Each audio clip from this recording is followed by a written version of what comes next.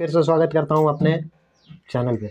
तो आज फिर से आप लोग जान रहे हैं वही चल रहा है जो चलते आ रहा है। और हर ब्लॉग है हमारा 8। आज का जो हम क्वेश्चन देखेंगे क्विक 10 क्वेश्चन देखेंगे और जीके जीएस रिलेटेड इतना बेहतरीन क्वेश्चन रहेगा कि आपके क्वेश्चंस ये तुरंत एग्जाम में टक से भिड़ जाएंगे। और उससे पहले चंद लाइनें जो आपको झंगोर कर रख दे और कॉपी कलम निकालने के लिए मजबूर कर दे। तो मंजिल उन्हीं को मिलती है, मंजिल उन्हीं को मिलती है जिनके सपनों में जान होती है, जिनके सपनों में जान होती है। पंखों से कुछ नहीं होता दोस्त, पंखों से कुछ नहीं होता दोस्त, हौसलों से उड़ान होती है।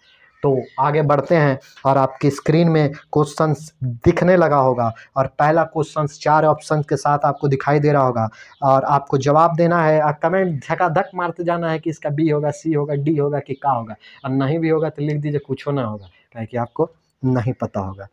तो पहला क्वेश्चन आपको दिखाई दे रहा होगा, वो लिखल है अधिक ऊंचाई पर पानी कम तापमान पर उबलता है, क्यों होता है? थोड़ा सोचिएगा, बताइएगा। तो पहला ऑप्शन है धरती के ऊपर तुलना में ऊपरी वायुमंडल में बहुत अधिक जल वाष्प होता है, यानी वाटर वेपर।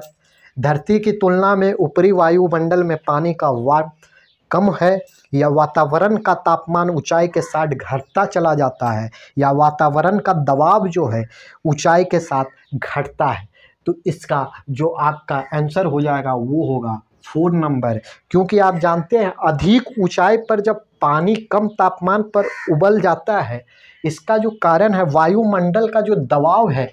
जब वायुमंडल की आपकी दबाव की बात करूं मैं, वायुमंडल का आपका जो ये प्रेशर आप बोल सकते हैं या दबाव जब आप बोलते हैं, जो प्रेशर जो है वो ऊंचाई के साथ घटता चला जाता है। अब जैसे जैसे जाइएगा तो इसका जो आपका आंसर हो जाएगा वो हो जाएगा ऑप्शन नंबर 4।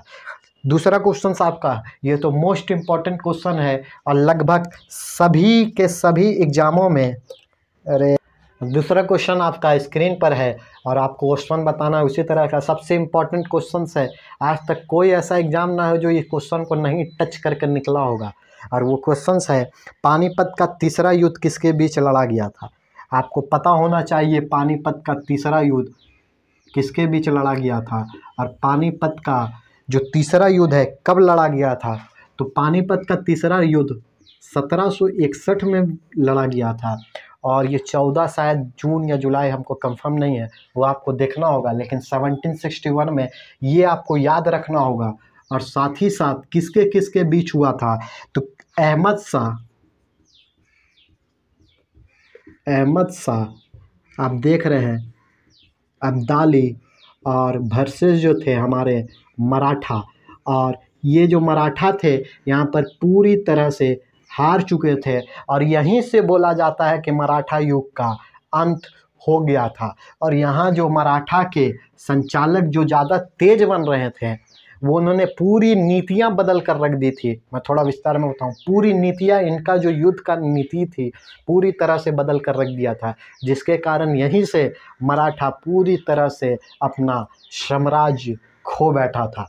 फिर आगे तीसरा क्वेश्चन आपको दिखाई दे रहा होगा, ये भी बहुत ही बढ़िया क्वेश्चन बनता है। ये क्वेश्चन है सुभाष चंद्र बोस ने किस वर्ष में फॉरवर्ड ब्लॉक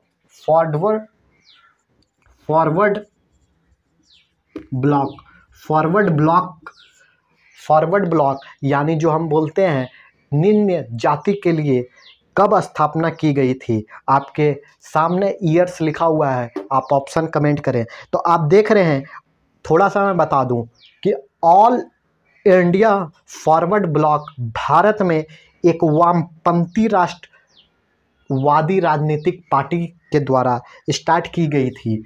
ये जो फॉरवर्ड ब्लॉक है ये एक वामपंथी आप लोगों ने पढ़ा होगा तो आपको पता होगा, वामपंथी राष्ट्रवादी राजनीतिक पार्टी का एक ये था। और उसी में सुभाष चंद्र बोस ने, अब मैं बता दूं, 1939 जो आपका ऑप्शन दिख रहा होगा फर्स्ट, उसी में सुभाष चंद्र बोस ने नेतृत्व किया था। और राष्ट्रीय कांग्रेस के भीतर एक गुट के ऊपर में एक गुट बनकर उभर कर यहाँ पर चमके थे। और फॉरवर्ड ब्लॉक की स्थापना की गई थी। नेक्स्ट क्वेश्चन जो आपका चौथा क्वेश्चन है, निम्नलिखित बयानों में से कौन सा सबसे सही है, और ये आपको बताना है। हस्तक्षेप सीमाओं का उत्पादन करने के लिए सुसंगत स्रोतों की आवश्यकता नहीं है, क्या ये कहना सही है? आप ही सोचकर बताइएगा। फिर आपको दूसरा ऑप्शन दिखाई दे रहा होगा, फिलामेंट लैंप में परमाणु सुसंगत प्रकाश तरंगे उत्पन्न करते हैं। तो ये तो आपको सीधा सीधी पता होगा कि ये सबसे बड़ा गलत जो ब्लेंडर है वो गलत दिया हुआ है। गैस लेजर में परमाणु सुसंगत प्रकाश तरंगे उत्पन्न करते हैं, तो गैस सिलेंडर में किसी तरह का इस तरह का काय नहीं होता है, तो ये भी गलत है। और लास्ट हमारा बचा दो सुसंगत प्रकाश स्रोत हमेशा स्क्रीन पर उज्जवल और काले रंग के झब्बे उत्पन्न करते हैं। झब्बे यानी आप देखिएगा, जब जो सुसंगत यानी साथ ही साथ जो प्रकाश चलता चला जाता है, जब स्क्रीन में मारेगा तो आपको दिखते होंगे परछाई मारता होगा, काले तरह का धब्बा मारता होगा, यहाँ पर पीछे मेरा मार रहा होगा। तो ये एकदम करेक्ट है जो आपका क्वेश्चन ऑप्शन नंबर 4 है। फिर आप बहुत ही बेहतरीन क्वेश्चन जो आया है, ये लगातार आपको मिलेगा, वो है गुलमर्ग।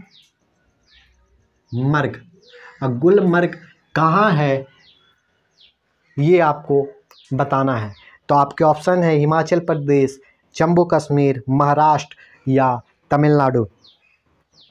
तो आप ऑप्शन बताइए, और इसका जो आंसर हो जाएगा वो है जम्मू कश्मीर। और गुलमर्ग बहुत ही बेहतरीन जगह है, और जम्मू कश्मीर से तो आप जाइएगा तो मोहब्बत हो जाएगी, इतनी खूबसूरत जगह है। अब गुलमर्ग को हम लोग फूलों का घास, एक चीज़ आपको नोट करना होगा, फूलों का घास भी कहा गया है। कहीं कहीं क्वेश्चंस आपको ये बनकर पूछा जा सकता है कि फूलों का घास शहर किसे कहा जाता है। तो गुलमर्ग जो जम्मू कश्मीर में स्थित है, एक पहाड़ी स्टेशन है, बहुत ही बेहतरीन। आप जाइएगा तो धकाधक एकदम ऐसे एकदम चढ़िएगा, पहाड़ी एकदम स्टेशन है, बहुत ही मज़ा। और वहाँ पर आपको एक लोकप्रिय स्कीनिंग गंतत्व यानी ग्रेविटेशन के द्वारा बहुत ही बेहतरीन एकदम स्क्रीनिंग आपको दिखाया जाता है।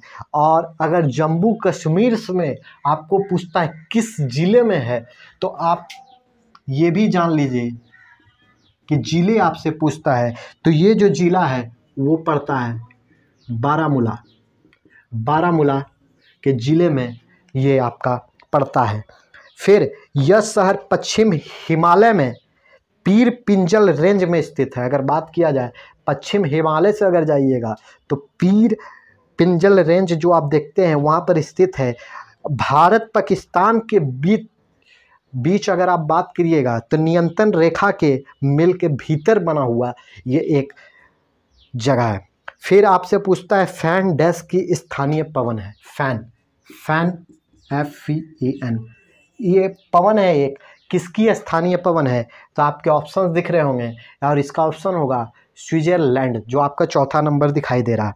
ये जो फैन है, इसको हम लोग फेहान भी बोलते हैं, बहुत जगह आपको फेहान दिखाई देगा। मैं थोड़ा सा बता दूं, ये जो फेहान है एक पड़ाव का शुष्क या गर्म नीचे की ओर ढलने वाला हवा है। आप देखते होंगे हवा, आप लोग विंड पढ़े होंगे, तो ये जो हवा है वो नीचे की तरफ इस तरह से ढलता चला जाता है। इस तरह की हवाएं नीचे ढलान की तरफ जाती है, जो एक पर्वत श्रृंखला के नीचे की ओर होती है, और यह एक बारिश छाया हवा है, यानी बारिश जब मार रही है तो आप देखते होंगे कभी कभी धूप और छाया जो आ जाती है उस तरह की है। और ये एंटीबायोटिक वार्मिंग आप लोग बायोलॉजी में पढ़े होंगे, एंटीबायोटिक वार्मिंग का एक स्रोत माना जाता है। और बाकी विंड की जब बात आएगी तो मैं फिर से एक बार बताऊंगा, अधिकांश नमी को हवा के ढलान पर गिरते हुए आप देखिएगा, इस हवा को गिरता हुआ दिखता चला जाता है। 7वां नंबर क्वेश्चन आपके पास है इल्तुतमिश। ये भी बहुत ही बड़ा क्वेश्चन है, हर एग्जाम में ये इल्तुतमिश तो बेटा को ले ही लेता है। तो इल्तुतमिश ने कहाँ शिक्षा का एक केंद्र स्थापित किया था, यानी कहाँ पर उन्होंने शिक्षा का केंद्र बनाया था, खोला था। तो आपके ऑप्शन यहाँ पर दिखाई दे रहे होंगे मुल्तान, क्योंकि ये तो एकदम नहीं होगा, क्योंकि मुल्तान के सुल्तान तो किसी और को बोला जाता है। फिर दूसरा आपको दिखाई दे रहा होगा कलकत्ता, कलकत्ता में तो इसका दूर दूर तक पहुंच नहीं था। फिर अलवर, और अलवर में तो ये आज तक कभी गए नहीं किया। और लास्ट आपको जो ऑप्शन दिखाई दे रहा है पटना, तो ये तो मैक्सिमम लोग मार देंगे पटना, क्योंकि ऑप्शन ही इतना खतरनाक है। तो फिर दूसरा, सितारे के रंग उनके डैश पर निर्भर करते हैं। सितारे के रंग किस पर निर्भर करते हैं, ये आपको बताना है। तो सितारे यानी तारे, सितारे यानी तारे, तो तारे आप देखिएगा तापमान, दूरी, त्रिज्या या वायुमंडल दबाव, एटमॉस्फेयर प्रेशर या रेडियस या दूरी डिस्टेंस पर या तापमान पर। तो ये तो बच्चा बच्चा जानता होगा कि सितारे या तारे के रंग आपके टेम्परेचर, तापमान पर निर्भर करता है। फिर आपको एक बहुत ही बेहतरीन क्वेश्चन, जो ये लगातार इस तरह का क्वेश्चन पूछ रहा है, ये कौन लिखा है, कौन लिखी है, इस तरह का आपको दिखाई क्वेश्चन दे रहा होगा। As president I have no eyes but constitutional eyes, I can not see you, किसने कहा था। बहुत ही बेहतरीन ये लिखा हुआ जो आपको दिखाई देता है, ये आपको संविधान के कॉन्स्टिट्यूशन में दिखाई देगा। और किसने लिखा, doctor Rajendra Prasad, doctor Radha Krishnan, Abraham Lincoln या महात्मा गांधी। तो आप एलिमिनेशन कर सकते हैं, सब के सब आपको भारतीय दिखाई दे रहे हैं, सिर्फ एक अब्राहम लिंकन के छोड़कर। तो इसका जो आंसर हो जाएगा वो होगा अब्राहम लिंकन। अब्राहम लिंकन की अगर बात करें तो वो एक अमेरिकी राजनेता, अगर आप बात करें तो वो एक अमेरिकी राजनेता और वकील थे, और साथ ही साथ एडवोकेट थे, जिन्होंने संयुक्त राष्ट्र अमेरिका यानी यूएसए में के 16वें राष्ट्रपति के रूप में कार्य किया था।